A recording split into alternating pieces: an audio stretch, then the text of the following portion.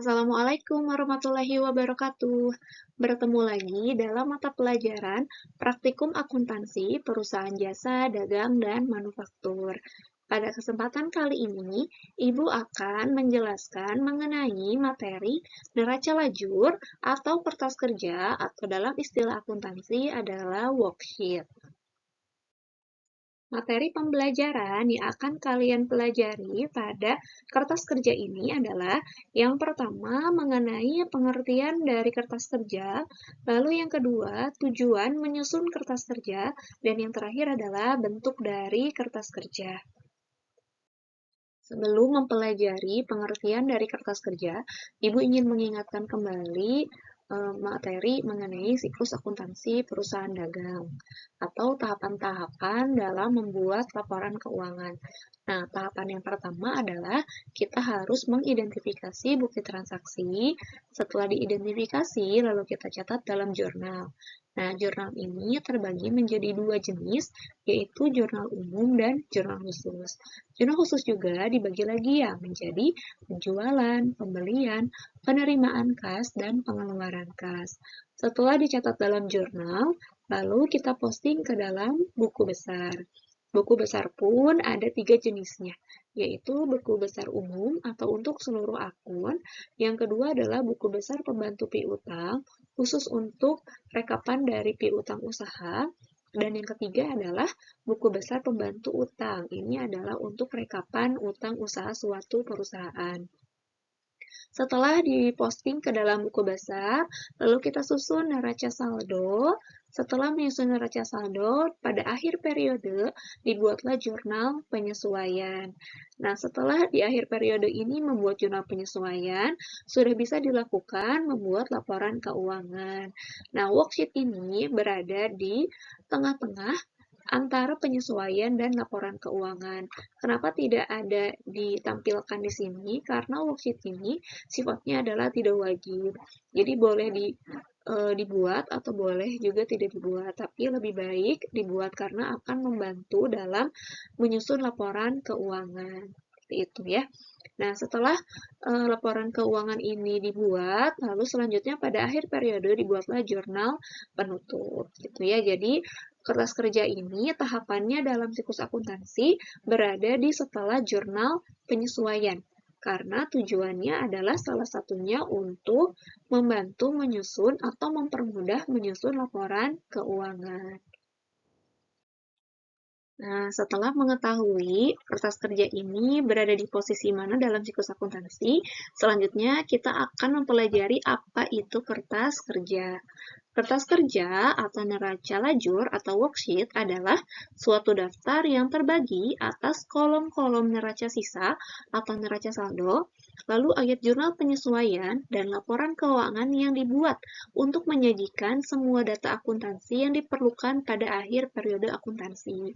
Jadi maksudnya, neraca lajur ini atau worksheet ini adalah suatu daftar yang terdapat banyak kolomnya. Nah, kolomnya itu adalah ada kolom neraca saldo, ada kolom ayat jurnal penyesuaian, dan juga ada kolom-kolom laporan keuangan. Nah, ini untuk menyajikan semua data akuntansi yang diperlukan pada akhir periode. Yang selanjutnya, tujuan menyusun kertas kerja. Tujuannya kenapa kita harus membuat kertas kerja? Yang pertama adalah membantu mempermudah dalam penyusunan laporan keuangan. Seperti yang sudah Ibu jelaskan sebelumnya, dalam siklus akuntansi, tahapan kertas kerja ini berada di setelah jurnal penyesuaian atau sebelum laporan keuangan. Nah, dengan kita membuat kertas kerja ini dapat mempermudah pekerjaan akuntan dalam penyusunan laporan keuangan. Alasannya kenapa? Ini ada di nomor 2, yaitu kertas kerja ini dapat meringkas informasi-informasi yang berasal dari neraca saldo dan data-data penyesuaian sehingga neraca lajur menjadi kertas kerja formal untuk persiapan laporan keuangan. Jadi maksudnya adalah dengan kertas kerja, kita akan meringkas data keuangan yang ada di neraca saldo, lalu juga data keuangan yang ada di jurnal penyesuaian. Nah, dari neraca saldo dan jurnal penyesuaian ini dapat kita buat menjadi laporan keuangan dengan bersumber dari kertas kerja. Nah, yang selanjutnya yang ketiga adalah untuk mempermudah dalam menemukan kemungkinan terjadi kesalahan yang dilakukan dalam membuat jurnal penyesuaian. Nah, dengan kita membuat kertas kerja ini, kita juga bisa sambil mengoreksi atau mengecek ulang apakah jurnal penyesuaian yang sudah kita buat ini sudah betul atau belum. Nah, dengan dibuatkan kertas kerja ini dapat mendeteksi kesalahan atau kemungkinan-kemungkinan kesalahan yang sudah kita buat. Selanjutnya adalah bentuk dari kertas kerja.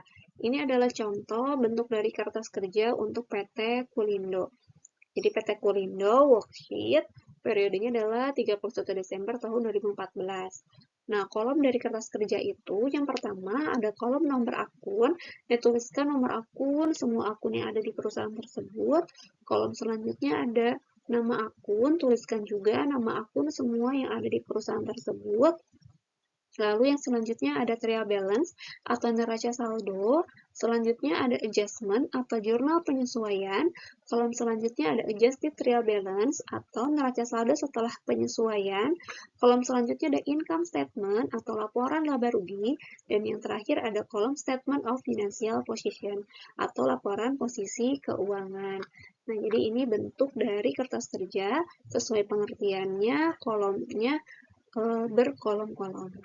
Ya, nah selanjutnya adalah kita akan, Ibu akan menunjukkan bagaimana cara membuat kertas kerja. Ini adalah contoh dari worksheet PT Windu.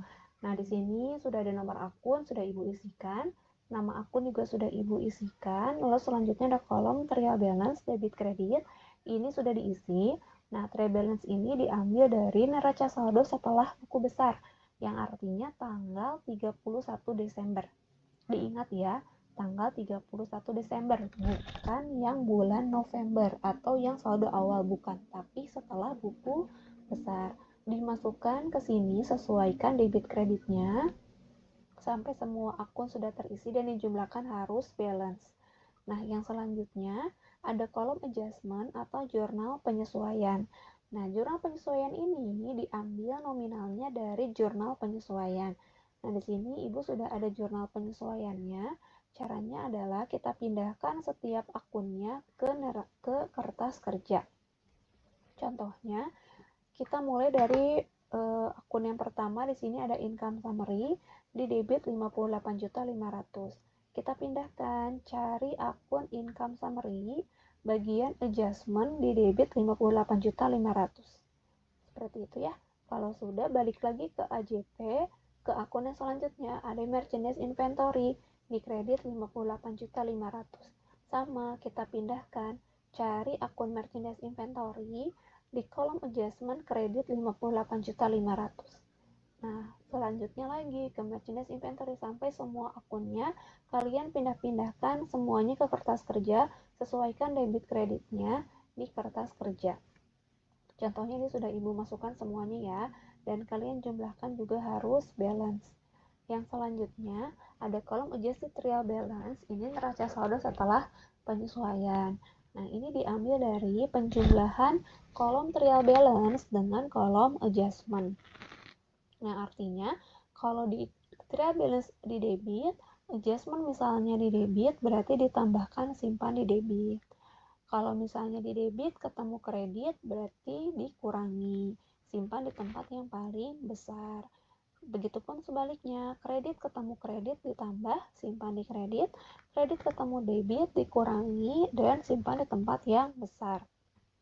Contoh, nah di sini petty cash 1 juta di debit, di adjustmentnya tidak ada, berarti 1 juta ditambah 0 itu sama dengan 1 juta. Oke, gitu ya. Nah, yang selanjutnya ada cash in bank.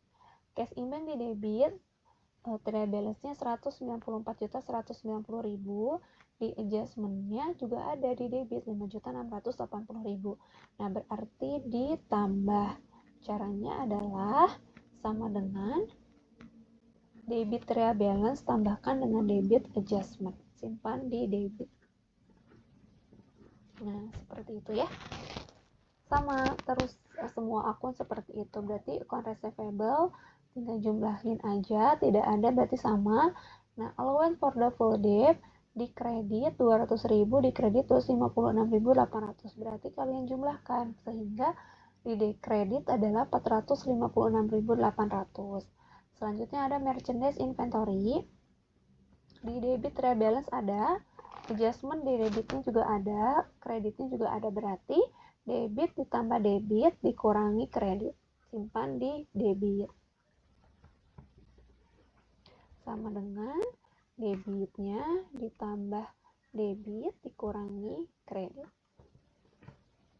Nah, menghasilkan 53.500. Yang akun yang lainnya juga sama ya. Nah, Ibu percepat. Ini sudah Ibu masukkan. Nanti kalian ikuti juga ya untuk contoh soal untuk latihannya. Selanjutnya dijumlahkan. Ini juga harus balance. Maaf. Sama dengan sum. Kita jumlahkan dari akun yang pertama sampai akun terakhir. Nah, kita tarik aja ke kolom selanjutnya. Nah, ini jumlahnya harus balance. Yang selanjutnya ada kolom income statement dan kolom balance sheet. Nah, kolom income statement dan balance sheet ini nominalnya diambil dari kolom adjusted real balance ini. Tapi dibagi-bagi. Khusus untuk akun nomor 4 sampai 9, pindahkan ke kolom income statement. Khusus akun nomor 1 sampai 3, pindahkan ke balance sheet. Jadi dari kolom adjusted real balance akun 1 sampai akun 3 sampai dividend ya, kalian pindahkan ke balance sheet. Nah, seperti itu ya.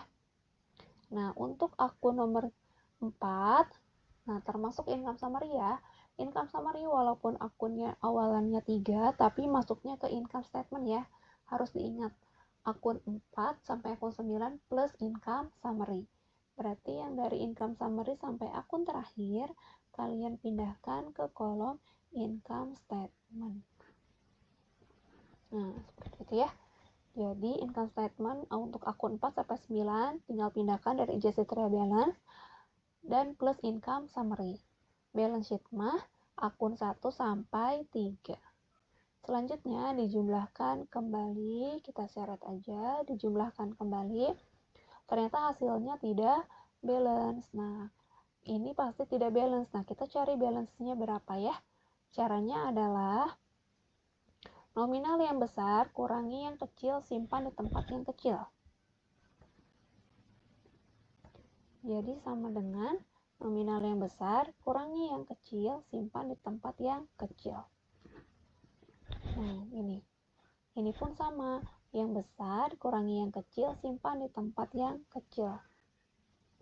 Berarti sama dengan yang besar kurangi yang kecil. Nah, selisihnya harus sama. Kalau sama berarti pengerjaannya betul.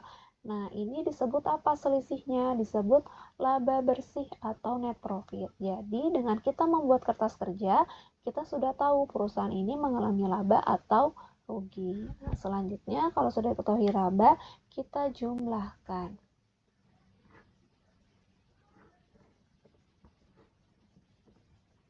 Sama dengan ditambah selisihnya. Oke, nah selanjutnya kita seret aja. Oke, semuanya balance ya. Ini balance, ini juga balance. Nah, kalau sudah balance semua berarti sudah betul. Nah, beginilah cara membuat worksheet atau kertas kerja. Dengan kita sudah membuat ini, kalian bisa ke tahap selanjutnya yaitu membuat laporan keuangan. Ya. Nah, berarti cukup sekian materi yang dapat Ibu sampaikan. Mudah-mudahan dapat dipahami. Semangat belajarnya. Kalau misalnya ada yang tidak dipahami, boleh langsung tanyakan ke Ibu. Terima kasih banyak. Assalamualaikum warahmatullahi wabarakatuh.